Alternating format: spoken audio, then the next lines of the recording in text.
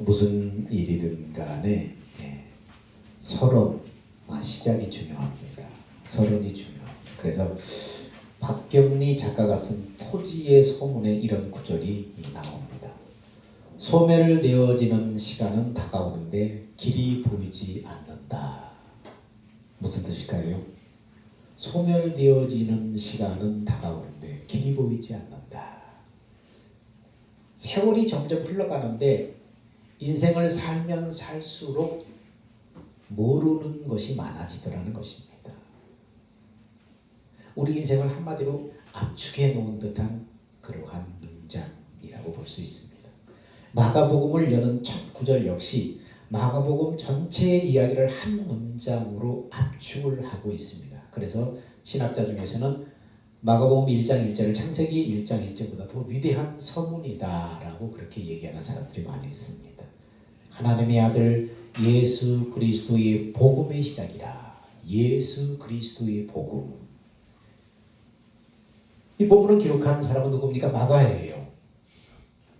마가가 누구입니까? 먼저 마가복음을 기록한 마가에 대해서 잠시 우리가 알아보면은 많은 사람들이 마가가 마가복음을 쓴 까닭에 그를 예수님의 12 제자 중에 한 명으로 착각을 합니다. 여러분, 마가가 예수님의 12제자입니까?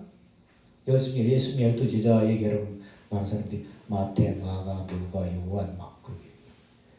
마가는 마가복음을 썼지만은 예수님의 12제자가 아니에요. 누가복음을 쓴 누가와 마찬가지로 마가는 예수님의 제자가 아니에요. 그러나 그가 예수님의 행적에 대해서 그 누구보다도 상세하게 기록할 수 있었던 것은 다음과 같은 배경이 있었기 때문입니다.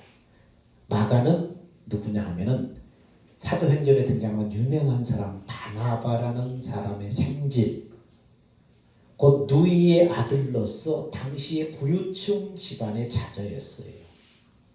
바나바의 조카, 부유층 자녀였어요. 여러분, 예루살렘 교회가 시작된 곳이 어디였죠?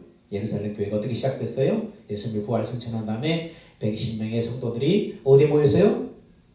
마가의 다락방에 모여 있어요. 그래서 일심으로 거기서 기도함으로 성령이 임하잖아요. 여러분, 다락방이라고 해서 우리가 생각하는 자그마한 공간이 아니에요. 무려 120명이 들어갈 수 있는 상당한 크기의 방입니다. 그리고 홀이죠, 홀. 그런 다락방이 있던 저택이 바로 누구의 집안의 소유였어요? 마가의 집안의 소유였어요. 그러니까 엄청난 제역의 소유의 집안의 자녀지. 마가는 부유한 집안에 태어나서 고생을 모르고 자랐습니다. 그러다가 사도행전 13장에 기록된 대로 바나바와 바울이 선교 여행으로 파송될 때 거기 수행원으로 따라 나서게 됩니다. 사도행전 3장 5절 보면은 살랑에 이르러 하나님의 말씀을 유대인의 여러 회당에서 전할세 요한을 수행원으로 두었더라. 그렇게 말씀합니다. 여러분, 요한 아니 아까 마가래네요. 여기서 요한은 사도행전 15장에서 마가라 하는 요한 이렇게 말하고 있습니다. 마가라 하는 요한이. 그러니까 여기서 요한은 누구를 가리키는 거예요? 마가를 얘기하는 것입니다. 마가가 바나바와 바울의 수행으로 따라 나선 것은 아마 삼촌 바나바의 영향이 컸을 것입니다. 근데 선교 여행을 하는 도중에 그는 중도 하차하고 어디로 가버려요? 예루살렘으로 돌아오고 맙니다. 중도 하차해버렸어요. 그래서 사도행전 13절 보니까 바울과 및 동행하는 사람들이 바보에서 배 타고 밤빌리아에 있는 버가에 이르니 요한은 그들에게서 떠나 예루살렘으로 돌아가고 이렇게 기록되어 있습니다. 여러분, 무엇일까요? 예루살렘으로 중도 하차하고 돌아가 버린 이유가 뭘까요? 여기 보니까 말씀에 밤빌리아에 있는 버가에 이르니 이라는 이 구절 속에 단서가 있습니다. 이 밤빌리아에 있는 버가에 가려면 굉장히 험하고 고된 여정을 거쳐야 합니다. 그래서 신학자들은 이 사실을 바탕으로 해서 마가가 중도에 하차한 이유에 대해서 몇 가지 추측을 합니다. 우선 부잣집 아들이었긴 까닭에 고생을 모르고 자란 까닭에 마가가 힘에 겨워서 포기하고 돌아갔을 것이다. 두 번째는 풍토병에 걸렸거나 아니면 바울이 사역 중심의 바울의 환멸을 느껴서 돌아갔을 것이다. 세 번째는 마지막으로 가장 압도적인 것이 마가가 향수병에 걸려서 고향으로 돌아갔다. 이런 이유들이 있습니다. 그냥 추측일 뿐입니다. 성경에 이유는 나와 있지만 이랬을 것이다. 여러분 근데 문제는 뭐냐면 마가가 중도 하차하고 돌아간 다음에 문제가 생겼습니다. 사도행전 15장 56절에서 41절 보니까 제가 한번 읽겠습니다. 며칠 후에 바울이 바나바더러 말하되 우리가 주의 말씀을 전하는 각 성으로 다시 가서 형제들이 어떠한가 방문하자 하고 바나바는 마가라 하는 요한도 데리고 가자 하나 바울은 밤빌리아에서 자기들을 떠나 함께 일하러 가지 않은 자를 데리고 가는 것이 옳지 않다 하여 심히 서로 다투어 피차 갈라서니 바나바는 마가를 데리고 배 타고 구브로로 가고 바울은 신라를 택한 후 형제들에게 주의 은혜의 부탁을 받고 떠나 수리아와 길리기아로 다니며 교회들을 견고하게 하리라. 바나바와 바울이 심히 다투었다고. 얼마나 심하게 다투었으면 성경에 기록이 남아있겠어요. 심히 다투었다. 심히. 누구 때문에? 마가 때문에 바울과 바나바가 대판 싸운 거예요. 얼마나 심하게 싸웠는지 성경에 그 흔적을 여실하게 지금 기록해 놓고 있습니다. 여러분 바나바가 어떤 사람이죠? 사도행전 1장 23절에 보니까 바나바에서 표현하기를 바나바는 착한 사람이요 성령과 믿음이 충만한 사람이라. 바나바는 착한 사람이래요. 성령과 믿음이 충만한 사람이래요. 바나바는 성령이 충만하고 착한 사람이었기 때문에 아마 바울을 이렇게 설득했을 겁니다. 마가는 우리 선교 여정에 꼭 필요한 사람이니까 우리 이쯤에서 그를 용서하고 다시 데리고 갑시다. 아마 바나바가 이렇게 설득을 했을 것입니다. 근데 바울이 그 말에 반대하면서 크게 화를 냈을 것으로 지금 생각이 됩니다. 우리와 같이 밤빌리아에 함께 일하러 가지 않은 사람을 다시 합류시킨다는 건 말이 안 됩니다. 벌컥 화를 냅니다. 여러분 바나바는 바울의 대선배예요. 바나바가 그를 물심양면으로 도와준 동역자, 선교 동역자입니다. 바나바가 아니었으면 바울은 존재할 수 없는 인물입니다. 그런 바나바의 의견을 이런지하게 바울이 거절해버린 것입니다. 그리고 바나바도 이상하게 양보하지 않고 이별을 통보해버립니다. 좋소. 그럼 우리가 이런 불편한 마음으로 함께 선교하는 것은 하나님 앞에 덕도 안 되고 성도들 보기에 좋지 않으니 이쯤에서 갈라섭시다. 바나바는 마가를 데리고 떠나버렸어요. 이때부터 바울은 바나바와 헤어진 다른 사람과 동역하게 됩니다. 그 뒤 기독교 선교 역사에 그러면 두 줄기로 갈라지게 됩니다. 그리고 세월이 한참 흐른 후에 어느 날 바울이 이런 부탁을 합니다. 우리 한번 볼까요? 디모데후서 4장 9절에서 11절. 세월이 흐른 후에 바울이 이런 부탁을 합니다. 디모데후서 4장 9절에서 11절. 자, 세월이 흐른 다음에 어떤 일이 일어났을까요? 자, 디모데후서 4장 9절에서 11절. 찾으셨으면 디모데후서 4장 9절에서 11절. 시작. 너는 어서 속히 내게로 오라. 대만은 이 세상을 사랑하여 나를 버리고 데살로니가로 갔고 그레스게는 갈라디아로 디도는 달마디아로 갔고 누가만 나와 함께 이르니라. 네가 올 때에 마가를 데리고 오라. 그가 나에게 일에 유익하니라. 바울이 얘기하는 거예요. 바나바가 얘기하는 거죠. 바울이 얘기하는 거예요. 세월이 흐른 다음에. 지금 바울의 상황이 어때요? 늙고 병든 채 감옥에 갇혀 있습니다. 그런데 그 바울 곁을 누가 지키고 있어요? 누가만이 바울 곁을 지키고 있어요. 누가는 의사이기 때문에 늘 병실에 시달리던 바울을 옆에서 돌보고 고난을 함께 겪은 동역자입니다. 바울은 그 앞에서 서서히 드리우는 자신의 죽음의 그림자를 직감하고 편지를 쓰면서 그를 보러 올 때에 마가를 데리고 오라고 요청합니다. 그러면서 마가가 그에게 유익한 사람이다 라고 덧붙입니다. 여러분 죽음의 시간이 멀지 않아서 이제 모든 것을 잘 정리하려고 바울의 마음이 부드러워진 것일까요? 아니면 단순히 인간적인 용서와 화해가 일어난 걸까요? 둘 다 아니에요. 여기서 이 말에 주목해야 돼요. 그가 나의 일에 유익하니라. 이 말은 지금 뭘 전제하고 있어요?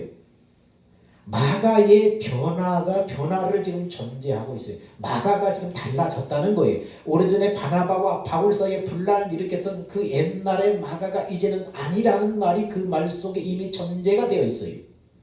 바울은 마가가 성숙하게 변한 것을 알고 마가를 데리고 와라.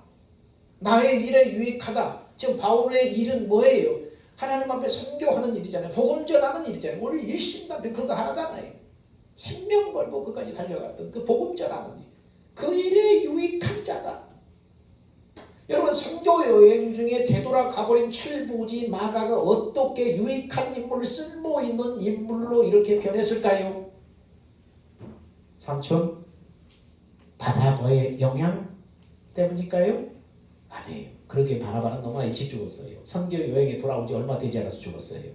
그러면 누가 마가의 변화에 이렇게 영향을 준 걸까요? 마가를 이렇게 변화시키도록 영향력을 준 것일까요? 한번 볼까요? 자, 베드로전서 5장 12절 13절 한번 봅시다. 베드로전서 5장. 이 철부지 마가가 하나님의 나라 일에 유익한 사람으로 변화된 것 어떻게 된 것인가? 누가 이렇게 영향을 끼쳤는가? 베드로전서 5장 12절 10절부터 13절까지 같이 읽습니다. 베드로전서 마망노교 헬로 망행로 고갈 에빌 골살 딤딤물이 약배 뒤쪽에 있습니다. 시작. 내가 신실한 형제로 아는 실로 안으로 말미암아 너에게 간단히 써서 권하고 이것이 하나님의 참된 은혜임을 증거하노니 너희는 이 은혜에 굳게 서라. 택하심을 함께 받은 바벨론에 있는 교회가 너희에게 무난하고 내 아들 마가도 그리하느니라. 아니 여기에 마가 이름이 등장해요. 내 아들 마가도 그리하느니라. 바벨론에 있는 교회에게 무난하고 내 아들 마가에게도 그리하라. 바벨론에 있는 교회는 노마 교회를 말하는 거예요. 당시 노마를 바벨론이라고 불렀기 때문입니다. 그런데 보세요. 지금 베드로가 마가를 내 아들이라고 부르고 있어요. 이것은 뭘 말하는 거예요? 베드로와 마가가 매우 친밀한 관계라는 것을 지금 말해줍니다. 마가가 베드로의 영적인 아들로서 그에게 절대적인 영향력을 받았다는 것을 지금 말해주는 거예요. 친아들이 아니잖아요. 그러니까 내 아들이라고 하는 것은 뭡니까? 영적인 아들이고 매우 친밀한 관계라는 거예요. 그래서 초대교회 문서를 보면은 베드로의 통역관으로 마가가 동행했다는 기록들이 곳곳에 등장합니다. 결국은 마가를 데리고 다니면서 그를 변화시키고 그를 성숙하게 만든 것은 누구였다는 거예요? 베드로였다는 거예요. 여러분 베드로가 누구예요? 베드로 그럼 제일 먼저 떠오르는 게 뭐예요? 예수님을 3번씩이나 모른다고 부인하고 저주까지 했던 사람. 그런 가슴 아픈 기억을 가슴에 품고 사는 사람입니다. 여러분 실패에 관해서는 자신 있게 말할 수 있는 사람. 실패에 관한 나에게 물어봐라 할 정도로 자신 있게 말할 수 있는 사람. 예수님의 십자가 사건을 통해서 넘어진다는 것이 무엇인지를 뼈저리게 경험했던 사람이 바로 베드로예요. 그런 베드로가 어느 날 선교 여행 중에 자포자기하고 되돌아와버린 마가에게 과거 자신과 같은 처참한 영적인 상태를 마가에게서 발견합니다. 그리고는 안타까운 마음으로 마가를 자기 수하에 들였습니다. 무슨 말이에요? 자기 영적인 아들로 받아들였다는 거예요. 마가야, 너 나하고 함께 일하자. 실패했다고 기죽을 필요 없어. 나는 예전에 어땠는 줄 아니? 나는 더 했어. 나의 주님을 3번씩이나 부인했어. 그러면서 마가를 베드로는 회복시키기 시작한 거예요. 고쳐내기 시작한 거예요.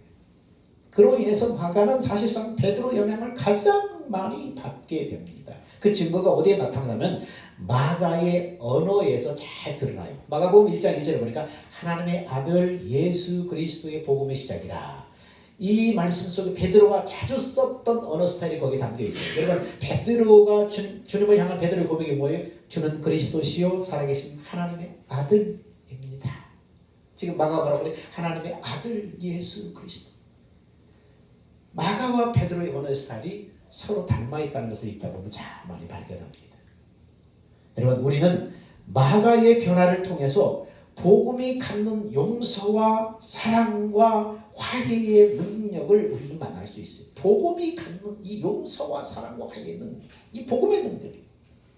한때 마가는 십자가의 길이 너무 힘들다고 중도에 포기하고 말았던 사람입니다. 그러나 참담한 실패를 예수님의 사랑으로 극복한 이 베드로와의 만남을 통해서 그는 유익한 하나님의 사람으로 변했습니다. 그리고 그런 그를 통해서 위대한 사복음서 중에 하나인 마가복음이 쓰여지게 되는 것입니다.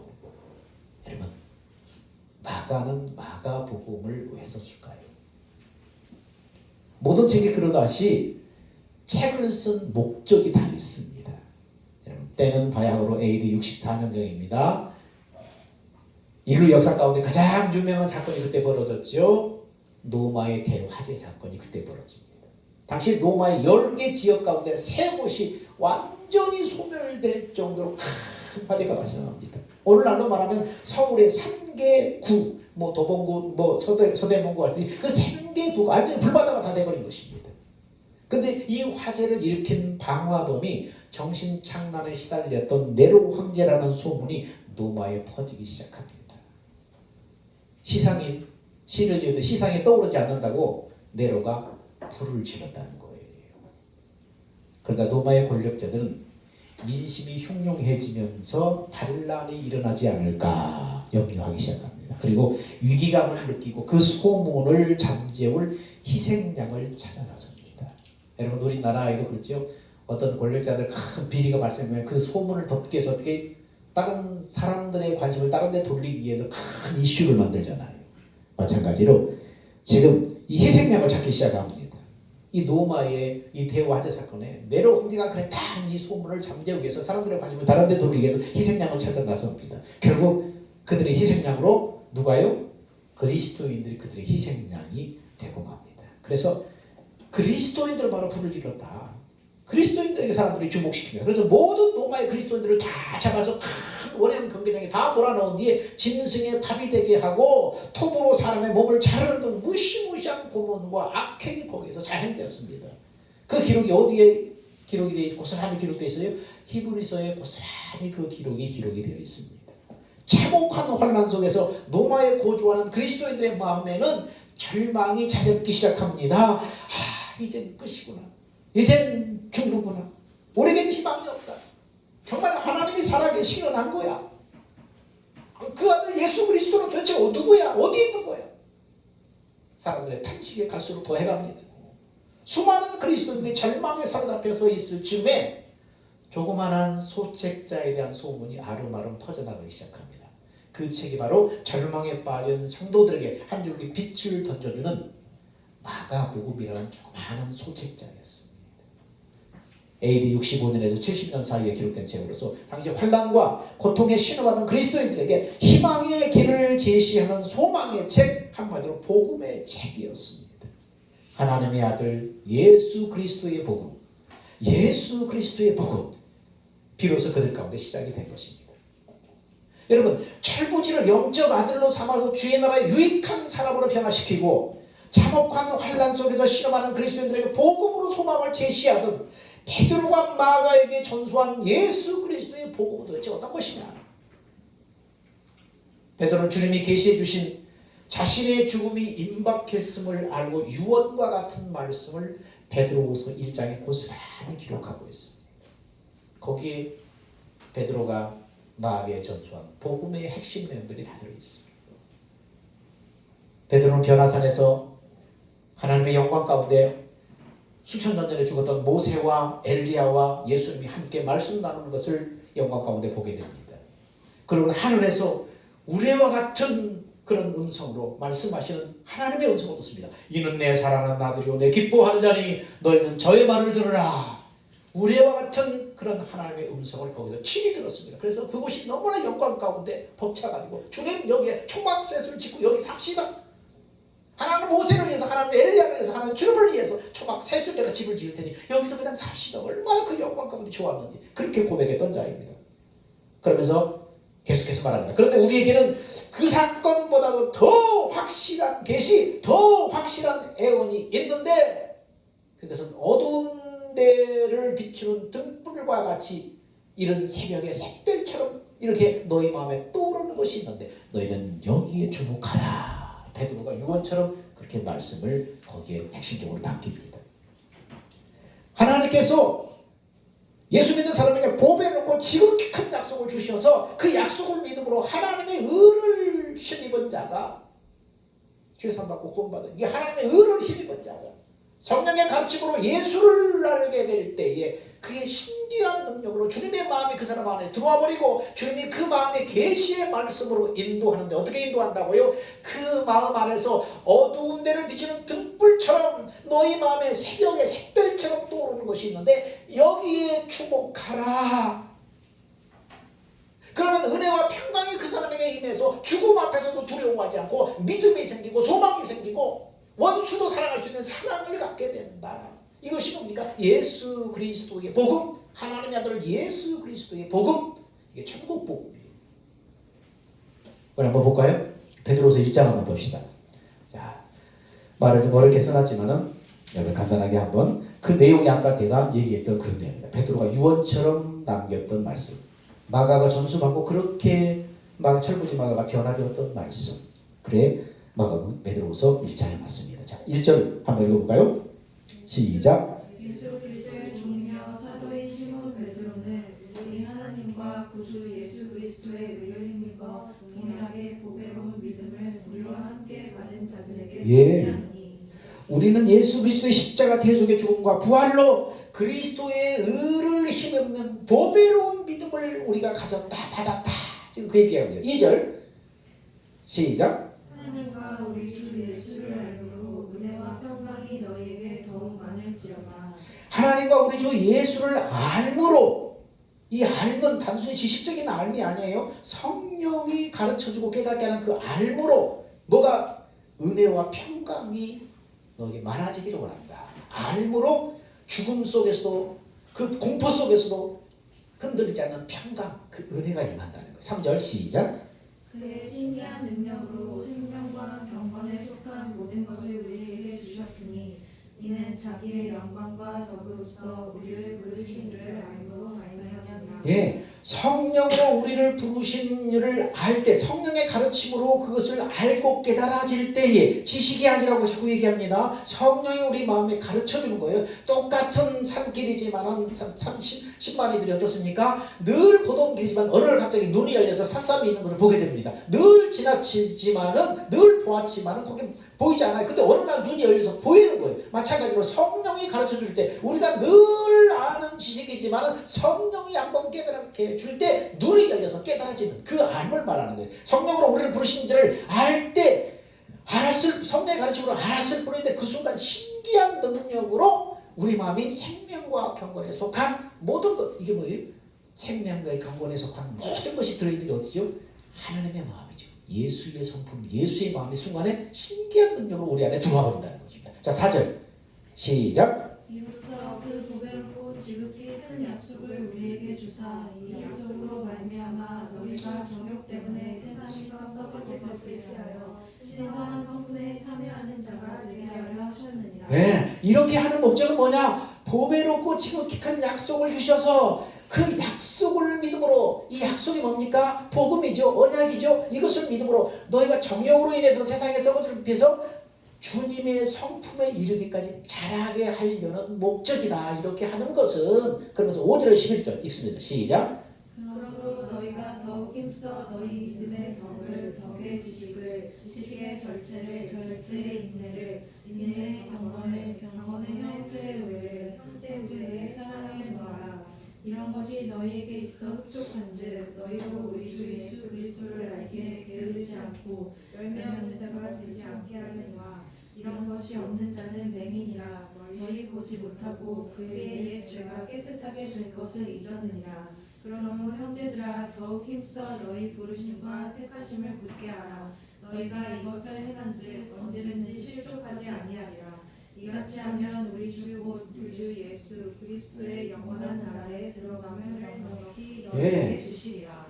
앞에서 얘기하시던 그 복음을 따라서 성령의 가르쳐 주심으로 하나님의 마음과 그 하나님의 사랑을 깨닫게 될 때 은혜와 평강이 임하고 그 마음 안에서 말씀하시는데 그 마음에서 믿음의 덕에서 지식이 자라고 지식이 자라서 절제를 자라고 절제에 계속 자라서 인내가 자라고 그 다음에 경건이 자라고 형제 우애가 자라고 최고봉의 성품이 뭐예요? 사랑. 예수님의 성품이 이렇게 잘 자라고 빚어진다는 것입니다. 이렇게 잘 간다는 겁니다. 이것을 계속 하라는 것입니다. 이렇게 행하면 언제든지 너희는 실족하지 않고 주님 앞에 넉넉하게 다 들어가게 된다. 중간에 실족하지 않고. 자, 12절에 시작. 그러므로 너희가 이것을 알고 이미 있는 진리에 서 있으나 내가 항상 너희에게 생각나게 하려 하노라. 예, 너희가 이것을 알고 이미 그 진리 가운데 살고 있지만 내가 다시 또 말하는 것은 내가 항상 너희 이걸 생각나게 하려고 내가 다시 또 말한다. 자, 13절 시작. 내가 이 장막에 있을 동안에 너희를 일깨워 생각나게 함이 옳은 줄로 여기노니. 네, 내가 아직은 지금 육신으로 세상에 있을 동안에 너에게 이것을 깨우쳐서 생각나게 하는 것이 옳다고 생각한다. 여러분이 늘 잊지 않고 이것을 꼭 기억하도록 내가 아직은 육신적으로 세상에 있을 때 다시 한번 너희를 깨닫춰서 생각나게 하려고 한다. 자, 14절에 다시 시작. 이는 우리 주 예수 그리스도께서 내게 지시하신 것 같이 나도 나의 장막을 벗어날 것이 임하는 줄을 알미라. 네, 내가 이렇게 자꾸 높아심에 자꾸 강조하는 것은 주님이 내게 계시하신 내가 세상을 떠날 때가 임박한 줄을 내가 지금 알기 때문이다. 자기가 죽을 날을 지금 알기 때문에 그날이 너무 가까웠으면 알기 때문에 높아심에 자꾸 강조하는 거 생각나게 하려고 너에게 다시 한번 생각나게 하려고 자꾸 그런다는 거예요. 15절 시작. 내가 힘써 너희로 하여금 내가 떠난 후에라도 어느 때나 이런 것을 생각나게 하려 하노라. 네, 내가 이 세상을 떠났어. 육체의 죽음을 통해서 떠났을 때도 언제든지 너희가 이것을 꼭 기억하고 생각나게 하려고 이거 붙들고 살게 하려고 내가 이렇게 강조한다. 그러면서 16절 18절에 자 시작. 우리 주 예수 그리스도의 능력과 강림하심을 너희에게 알게 한 것이 교묘히 만든 이야기를 따른 것이 아니요 우리는 그의 그 증명을 친히 본 자라. 지극히 큰 영광 중에서 이러한 소리가 그에게 나기를 이는 내 사랑하는 아들이요 내가 기뻐하는 자라 하실 때에 그가 하나님 아버지께 존귀와 영광을 받으셨느니라. 이 소리는 우리가 그와 함께 거룩한 산에 있을 때에 하늘로부터 난 것을 들은 것이라. 내가 주님과 함께 올라갔던 그 변화산에서 영광 중에 구약의 모세와 엘리야와 우리 주님이 함께하는 것을 내가 친히 눈으로 목도했고 하늘에서 뇌성처럼 그렇게 들리는 이는 내 사랑하는 아들로 내 기뻐하는 자니 너희는 저의 말을 들으라 하는 하나님의 소리 나는 친히 들었다. 자 19절에 시작. 또 우리에게는 더 확실한 예언이 있어 어두움을 비추는 등불과 같으니 날이 새어 샛별이 너희 마음에 떠오르기까지 너희가 이것을 주의하는 것이 옳으니라. 그런데 그 앞에 있는 그것보다도 더 확실한 계시, 더 확실한 내용이 있는데 그게 뭔 줄 아냐? 어두운 데서 비추는 등불처럼 어두운 데서 한 줄기 등불이 얼마나 멀리서 보여요? 새하게 보이잖아요. 등불과 같이 너희 마음에 새벽에 떠오르는 샛별처럼 너희 마음에 다 이렇게 밝게 떠오르는 것이 있는데 여기에 주목하라. 이것에 주의하라. 주목하라.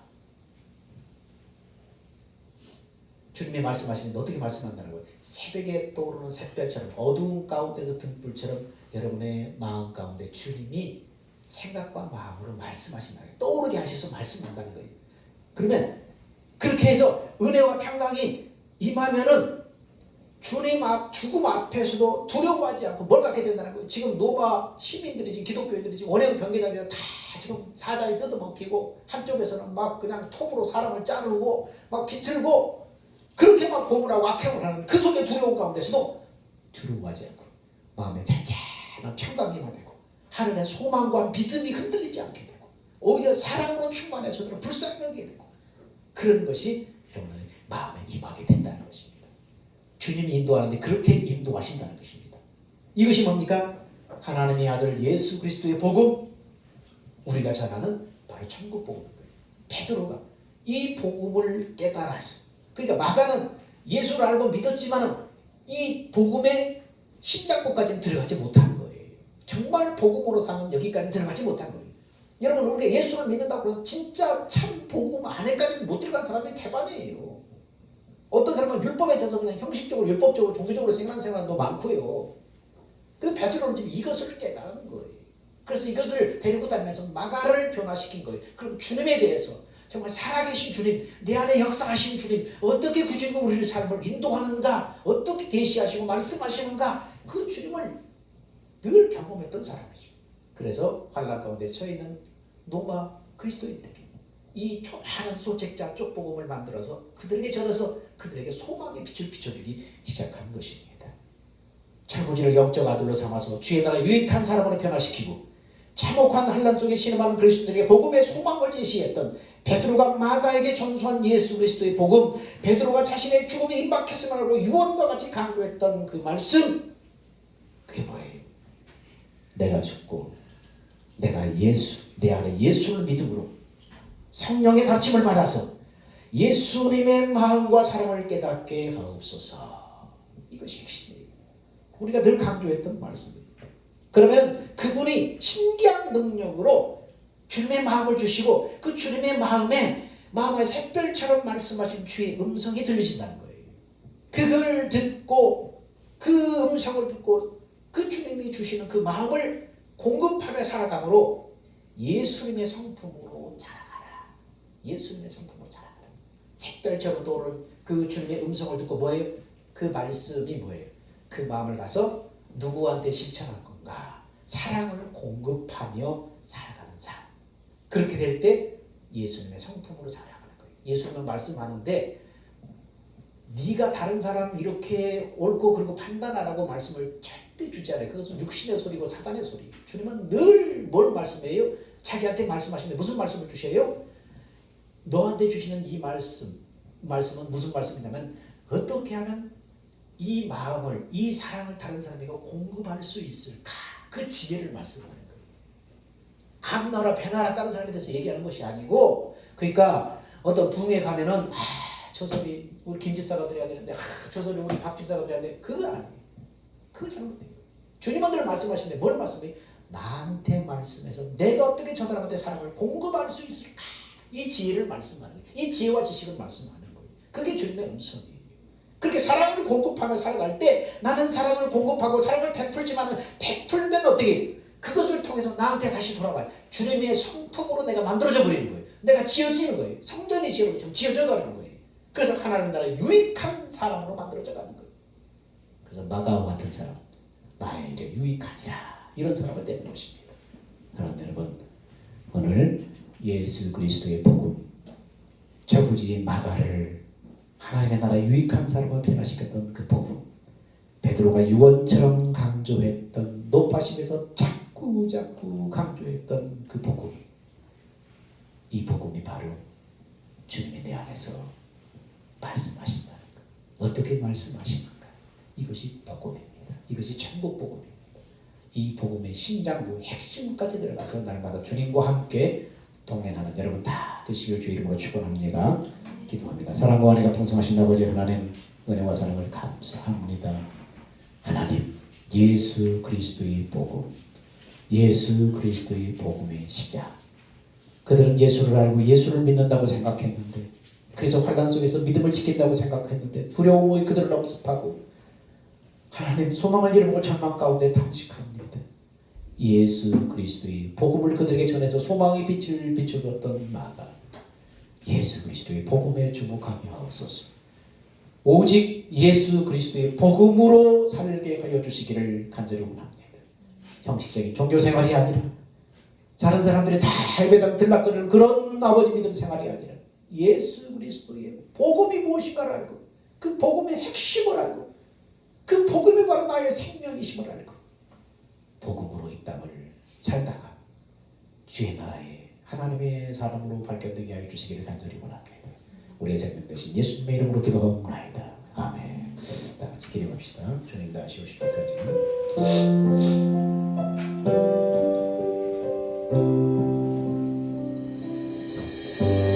주님 다시 오실 때까지 나는 이 길을 가리라.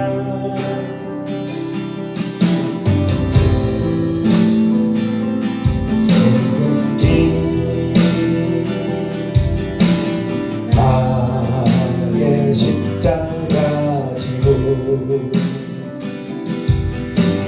나의 가는 일 끝에서 나는 주님을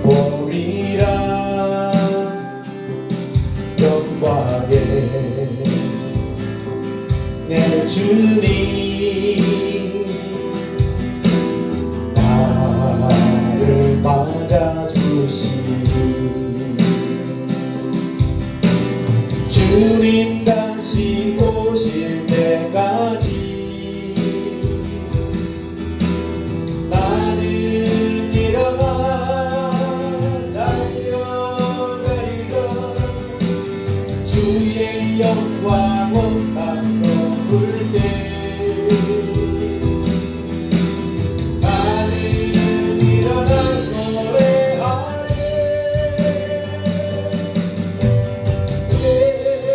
예사모하는 저에게 온 세상 누주시네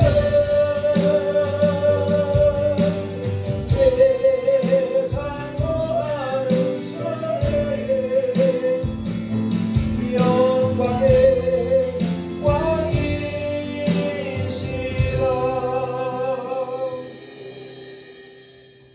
이제는 우리 주 예수 그리스도의 은혜와 하나님의 사랑하심과 성령님이 내주 교제 교통 인도하심이 예수 그리스도의 복음을 알고 그 복음으로 살아감으로 하나님의 나라에 유익한 사람이 되기를 원하는 사랑하는 성도들의 그 믿음과 행함 위에 이제부터 영원 무궁토록 함께 있을지어다.